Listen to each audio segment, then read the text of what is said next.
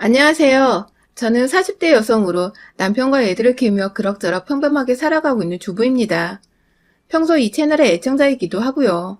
제가 시집살이 고부관계 등이 그닥 좋은 편이 되지 못해서 늘 이 채널을 통해 남들은 어떻게 행동하고 사는지 많이 엿보며 살았었는데, 이번엔 제가 저같이 채널을 시청하고 계실 분들을 위해 제 일화를 들려드리며 조언을 드릴 차례인 것 같네요.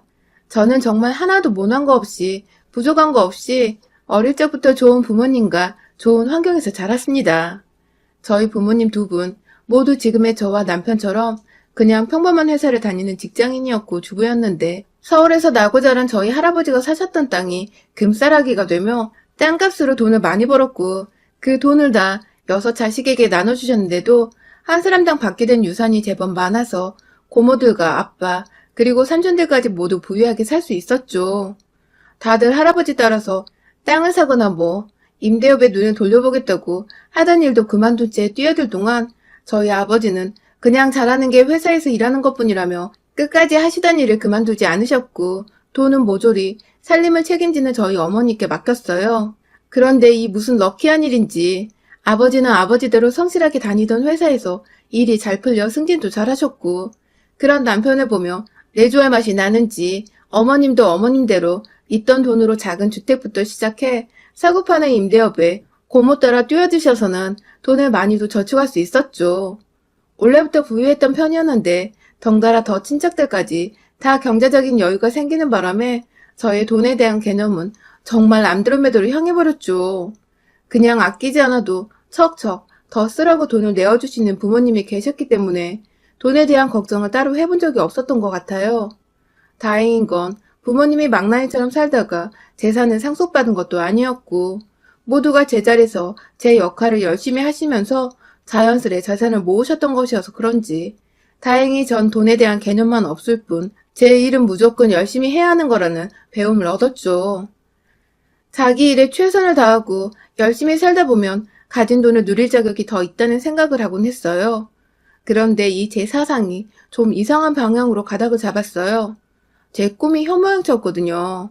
그 당시에는 왜 그렇게 생각했는지 모르겠지만 전 좋은 남편감을 열심히 찾아서 결혼을 하고 열심히 내조하는 게 제가 제 일에 최선을 다하고 잘 사는 것이라고 생각을 했어요.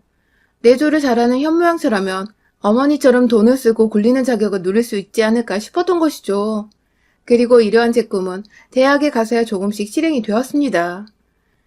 꿈이 현모양처니 하고 싶은 공부나 직업이 딱히 없었고, 그래서 고민 없이 가장 안정적으로 입학이 가능했던 대학의 과를 선택했어요. 그렇게 입학을 하고 나서 지금의 남편을 처음 만났죠. 남편은 저보다 3살 위에 같은 학과 선배였습니다. 군대를 갔다 막 돌아온 소위 말해 촌티가 팍팍 나는 복학생이었죠. 여중여고를 나오며 남자들과 한 공간에서 수업을 들어본 적이 까마득 했었던 저는 대학 생활이 그저 신기하고 다 재밌었어요. 명문대까지는 아니더라도 나름 괜찮은 대학이었기 때문에 여기서 그냥 남편 될 사람 하나를 골라서 평생을 현모양처로 살면 되겠다 싶었죠. 그중 남편은 제가 가장 먼저 찜해놓았던 남자였어요. 그 당시 남편도 겨우 20대 중반이었는데 과묵하고 진중하고 또 매사에 성실한 모습이 갓 20살이 되었던 제 눈에는 그저 어른스럽고 또 존경스럽기만 했죠. 공부도 어찌나 잘하던지 매번 꽈탑을 유지하고 친구들 사이에서도 평판도 좋은데 그 사이에서 나서는 건 싫다며 또래들처럼 왁자지껄 떠들거나 잘 웃지도 않았던 남편은 늘 제게 미스테리한 존재였어요. 소위 말해서 시크하다고 표현을 하잖아요. 우리 남편이 딱 촌스러운 데 시크한 정체를 알 수 없는 그런 남자의 표본이었답니다. 그런데 이런 남편과 어떻게 부부가 되었냐고요? 바로 오해 때문이었어요.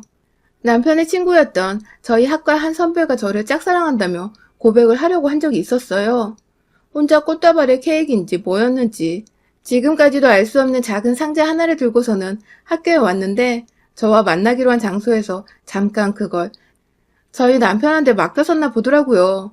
전 그것도 모른 채 그 장소에 나갔다가 남편이 저한테 고백을 하려고 친구를 통해 절 부른 건가 싶어서 옳다구나 하고 남편에게 사귀겠다고 무턱대고 고백을 먼저 해버렸고요. 지금 생각하면 아주 창피하고 아찔거리고 오글거려 죽겠는데 당시엔 정말 평소에 눈여겨보던 사람이 날 좋아하고 있었구나 하는 생각에 제정신이 아니었답니다.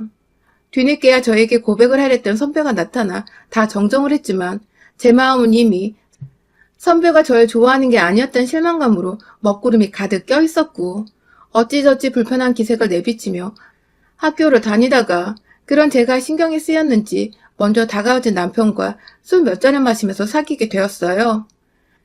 남편은 친구들에게 친구가 좋아하는 여자를 뺏어갔다는 소리를 들으며 졸지에 총만 받고 평판 줬던 인간에서 쓰레기보다 못한 인간으로 전락해버렸지만 크게 개의치 않는 눈치였어요. 그때 알았죠. 남편도 절 처음부터 좋아하고 있었다는 것을요. 그렇게 저희는 친하게 지내는 대학 친구들이나 선후배 하나 없이 외로운 커플로 지내다가 남편은 먼저 졸업을 해서 취업을 했고 저는 혼자 학교를 다니기 힘들다며 무턱대고 휴학을 하고서는 잠깐 어학연수를 다녀왔다가 다시 복학하고 졸업을 했어요. 졸업한 이듬해 꿈에 그리던 현모양처가 되고자 장거리 연애까지 무사히 견뎌낸 남편과 결혼식을 올렸고요. 모든 게 참 순조롭고 또 재미있게 흘러갔습니다. 좋아하는 사람과 함께 살면서 그 사람의 뒷바라지를 해준다는 건 힘든 것도 있겠지만 전 사실 너무 재밌었어요.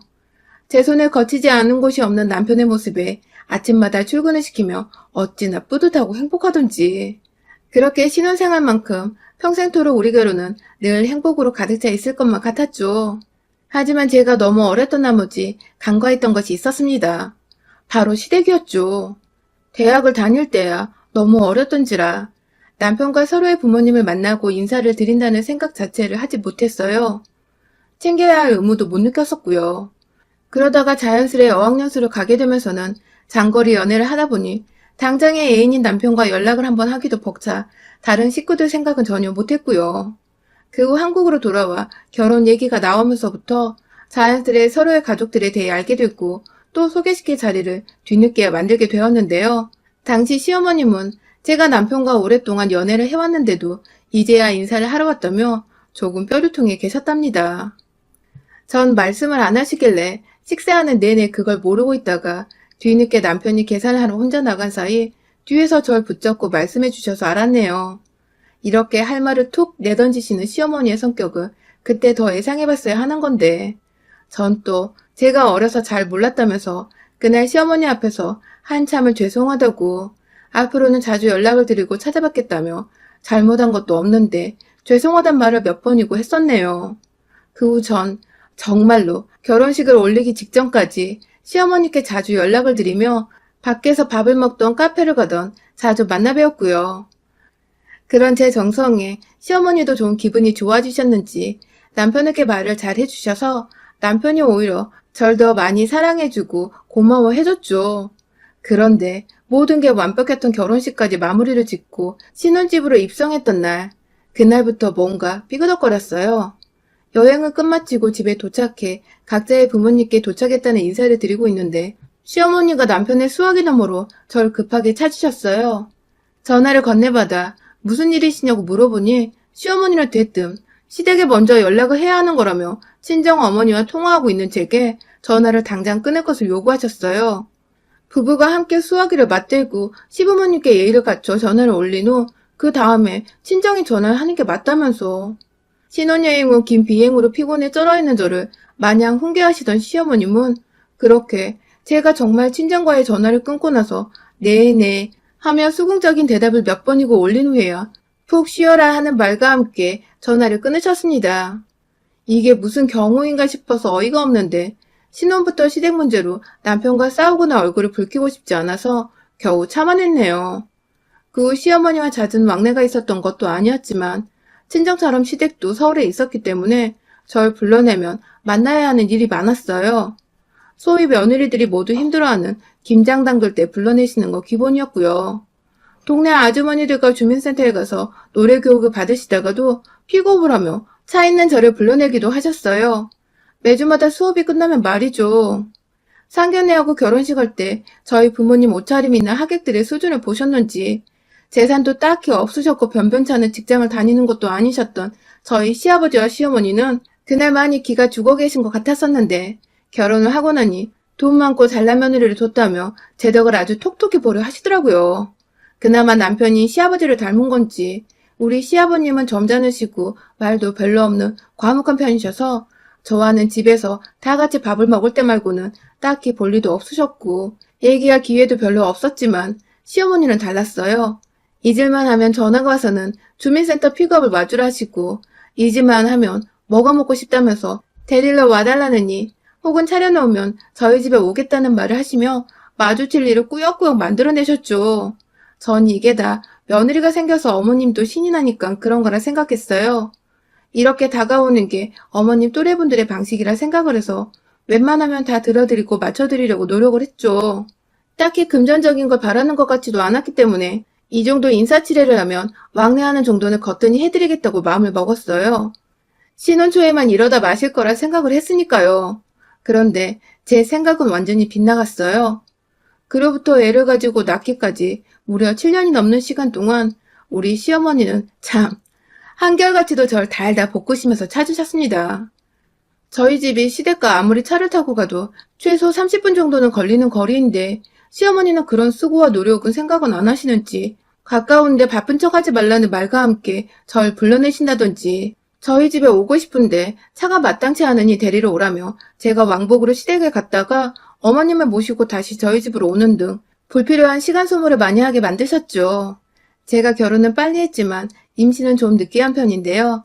겨우 얻은 아이라 시어머니도 조심스러웠는지 임신했을 때에는 전처럼 잘 불러내시진 않으셨지만 무턱대고 저희 집에 찾아오셔서 제가 잘 먹지도 않은 반찬거리들을 만들어 오신다든지 그러다 남편도 저도 아무도 그 반찬을 먹지 않고 남겨두면 시어머니 정성 무시하는 거냐며 남편까지 불러내 저희 앞에서 만들어 온 건 제때제때 해치워 놓으라고 잔소리를 하기도 하셨습니다.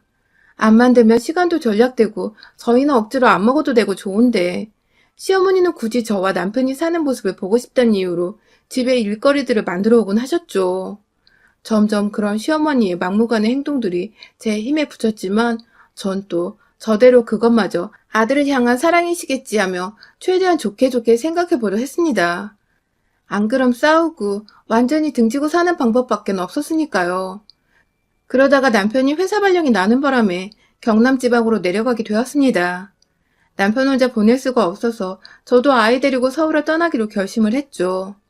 그렇게 얼떨결에 저희 가족은 거의 10년을 나고 자란 서울을 떠나 지방에서 거주하게 되었어요. 그간 시어머니와도 당연히 왕래는 있었습니다. 명절이면 어김없이 저희가 서울로 올라가 부모님께 인사를 드렸었죠. 하지만 그것 말고는 시어머니도 거리가 부담스러우셨는지 절대 먼저 저희 집에 찾아오신 적이 없었습니다.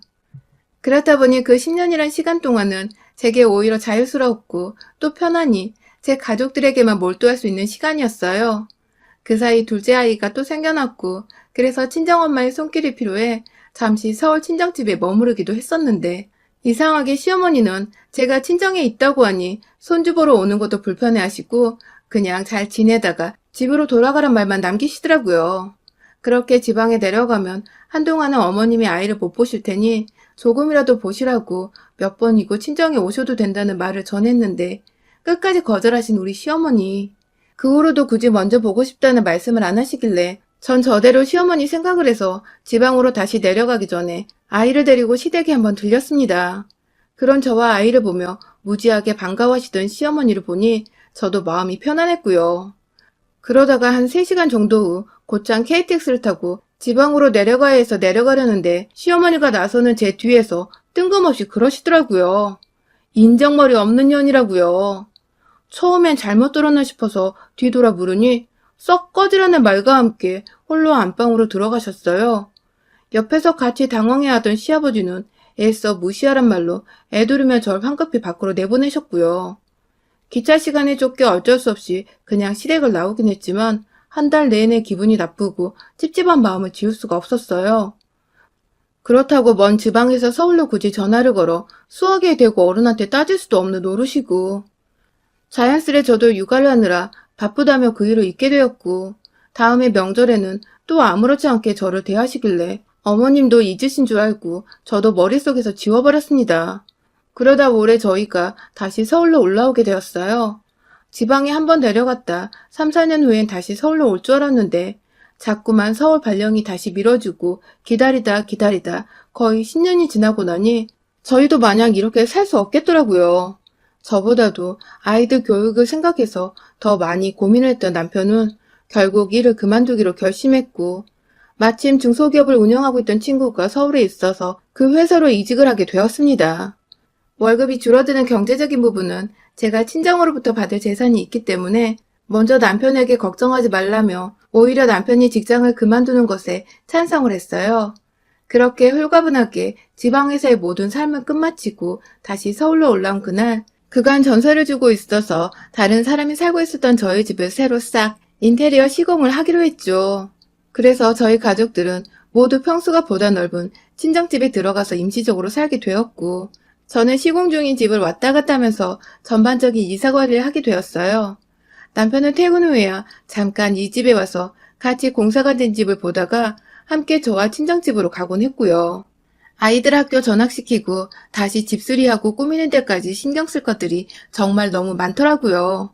이걸 다 몇 주 사이에 빠르게 끝낼 수 있을까 싶어서 저는 아이들 학교 보내놓고 나면 방과 후까지는 친정 엄마한테 맡기고 온전히 집수리만 신경을 썼는데 며칠 전 시어머니께서 찾아오셨습니다. 저한테 미리 말씀도 없으셨는데 제가 여기 공사 관리를 하고 있다는 소리를 남편한테서 들었는지 제가 있는 걸 알고 오셨더라고요. 오셔봤자 죄다 공사판이라 마땅히 앉을 자리도 없는데 옆에 오셔서 팔짱을 끼시고는 집을 둘러보시던 어머님은 그렇게 반나절 내내 남편이 퇴근하고 집에 올 때까지 내내 제 옆에서 제대로 궁시렁거리고 제 기분을 더럽힌 채 서성이셨습니다. 그냥 제가 서울 올라와서 곧장 인사를 드리지도 않은 채 친정으로 들어가기 때문에 화가 나서 그걸 표현 중이시란 생각이 번쩍 들더군요. 우리 시어머님은 그러고도 남는 분이시니까요. 저도 저 나름대로 바쁘다고 못 찾아뵌 건 잘못이었으니 눈치가 보였습니다. 제 딴에는 남편이 친정에서 눈치 보며 살지 않을까 싶어 하루라도 빨리 이 집으로 들어오고자 공사에만 집중을 했던 것인데 시어머니 입장에서는 섭섭하실 수 있었으니까요.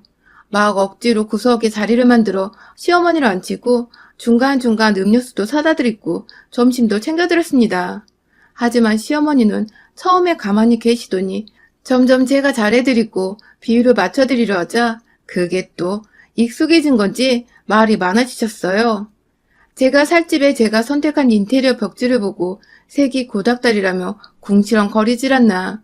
부엌에 저장 공간이 부족한 것 같아 선반 하나를 싱크대 위에 새로 달았는데 누가 거추장스럽게 부엌에 이런 걸 붙여놓느냐며 넌 애가 참 보이는 것처럼 센스도 없고 멋도 없다며 급기야 제 성격을 비하하기 시작하셨죠.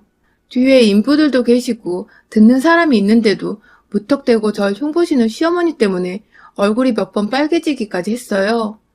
일부러 안 들으려고 멀찌감치 떨어져 인부들과 얘기를 나누고 있으면 꼭 옆에 찾아와서는 인부들을 향해 얘 얘기 듣지 말고 알아서들 시공을 하라고. 애가 지금 집을 다 망쳐놓고 있는데 얘기를 나눌 게 뭐가 있냐며 급기야 그 사람들에게 제 흉을 봤죠. 정말 너무 힘들고 지친 와중에 시어머니까지 이러시니 뚜껑이 여러 번 열렸습니다. 입 밖으로 정말 닥치시란 욕이 막 튀어나올락말락 하는 중이었어요. 그러다 남편이 집에 왔어요. 공사판인 집에 자기 엄마가 떡하니 서 있는 걸 보고 남편도 흠칫 놀란 눈치였어요. 남편한테도 제가 어디 있는지만 들었을 뿐 집으로 가겠다는 말을 안 하셨던 모양이더라고요. 일단 남편도 왔으니 시어머니만 그냥 보낼 수는 없고 그렇다고 나가서 저녁을 사드리자니 시간도 늦었는데 집에서 마무리해야 할 것이 있어 빠듯하고 결국 집에서 함께 배달 음식을 시켜 먹기로 했습니다. 시어머니께는 언제든지 좋은 음식은 나중에 또 사드릴 수 있으니 일단 내일 출근을 해야 하고 또 집에 가서 봐야 하는 아이들을 생각해서 빠르게 저녁을 먹기로 했죠. 그렇게 식탁도 없는 집에서 바닥에 쭈그려 앉아 중화요리를 시켜 먹었어요. 혹시 몰라 어머님을 위해 고추잡채에 중화 비빔밥까지 주문해서 인원수보다 좀 더 여유가 있게 주문을 했고요. 그런데 처음에 주문 전화를 할 때부터 표정이 좋지 않으셨던 시어머니는 이내 음식들이 도착해 저희가 하나둘 수저를 들기 시작하자 완전히 기분이 상하셔서는 갑자기 밥 먹고 있는 저희 앞에서 뭐 이런 정신 나간 년이 다 있냐며 욕을 퍼부으시는 게 아니겠어요? 제가 정신 나간 년이라는 거예요. 시어머니를 앞에 두고 중국 요리를 시키냐고. 식탁도 없이 바닥에 쭈그려 앉아 먹게 하냐며 막 따지고 욕을 퍼부시다가 결국 이건 너나 먹으라며 앞에 있던 볶음밥을 엎으셨어요. 하루 종일 서서 일하다가 시어머니까지 상대하려니 정말 미쳐버리겠더라고요. 누가 오라고 한 것도 아니고 이렇게 힘들고 휴식을 취할 것도 제대로 없는 거라니까 안 불렀던 건데 제멋대로 와서는 하다 그냥 보내드리기 죄송해 저녁을 사드리니 음식 투정까지 하고 앉아있는 우리 시어머니. 눈앞이 까마득해질 때 남편이 그런 시어머니를 향해 그만 좀 땡깡을 부리시라고 한마디를 거뒀고 그러자 시어머니는 더 불같이 화를 내며 마귀를 갈기 시작했어요. 며느리 하나 때문에 아들놈도 이렇게 변한 것 같다며. 태생이 말수가 없고 진중한 사람이었는데 갑자기 그걸 며느리 탓을 하는 시어머니. 저한테 손가락질을 하며 네가 나를 우습게 알아서 생긴 일이니 네가 책임지라고 아들을 물어내고 급기야 이혼해서 내 집안에서 나가라며 쌍욕을 퍼붓는데 캬. 저도 해탈을 했는지 헛웃음이 나오더라고요. 그런 저를 향해 몇 번 손으로 제 어깨를 치는 시어머니께 앞에 놓여진 시어머니 드리려고 일부러 산 그 고추 잡채를 확 엎어버렸습니다. 하마터면 그릇채로 시어머니를 때릴 뻔한 걸 겨우. 그릇은 제 손으로 막았지만 그 사이 흘러내려 난리난 양장피 재료들로 뒤범벅이 된 시어머니는 음식에 든 특유의 겨자 소스 때문인지 여기저기 다 따갑다며 남편을 붙잡고 막 울먹이기 시작하셨어요. 이 상황에 그저 놀란 남편은 입을 떡하니 벌린 채 충격을 받은 표정으로 입에 자장면을 문 채 앉아있었고 전 그런 시어머니를 일으켜 세워 화장실로 들어가서는 샤워 수화기를 대고 시어머니한테 또 한 번 확 뿌려버렸답니다. 어머니, 겨자소스 시키는 중이니 참으세요? 하면서 확 물세례를 퍼부으니 이걸 싫다 할 수도 없고 그렇다고 겨자소스를 그대로 묻힌 채 있을 수도 없던 시어머니는 가만히 얌전한 강아지 마냥 서서 제 손에 몸을 의지하고 계시더군요. 그렇게 그날 시어머니는 반정신이 나간 채로 한마디를 더 하지 않으셨고 젖은 옷이 걱정된다는 남편의 도움을 받곤 시댁으로 무사히 가셨답니다. 저는 그런 시어머니께 냄새나서 같이 못 있겠다며 혼자 택시 타고 집으로 먼저 돌아왔고요. 나중에 남편을 통해 들어보니 시어머니는 가는 길에도 아들과 단 한마디를 안 나누셨대요.